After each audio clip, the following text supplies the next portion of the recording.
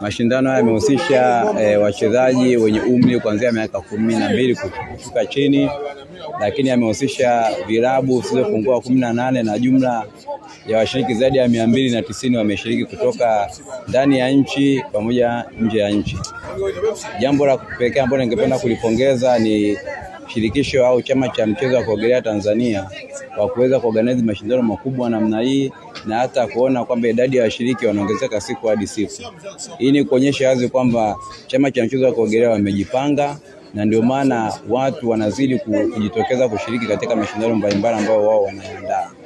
Kwa namna kipekee nitumie nafasi hii kuwapongeza sana chama cha mchezo wa kuogelea Tanzania kwa kuweza kualika klabu kutoka nchini Kenya, kutoka katika mji wa Mombasa, ambao wameshiriki katika mashindano haya kama wageni waalikwa.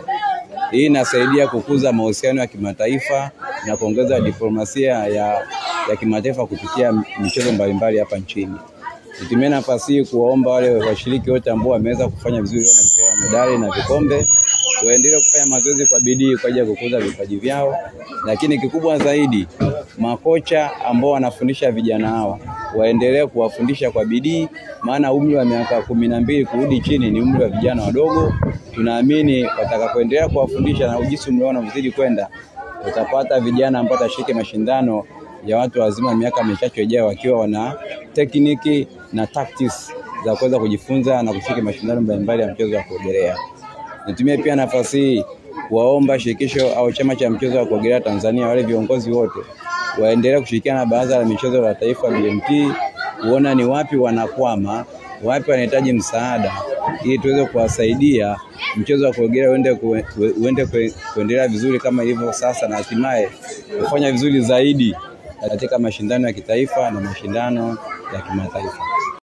Mashindano yameenda vizuri sana. Tumeona improvement kwenye mida na vijana wameonyesha kuna potential kubwa. Tunategemea miaka ijayo tutapata waogeleaji bora kabisa ambao wataweza kutuwakilisha kwenye mashindano makubwa ya kitaifa na ya kidunia.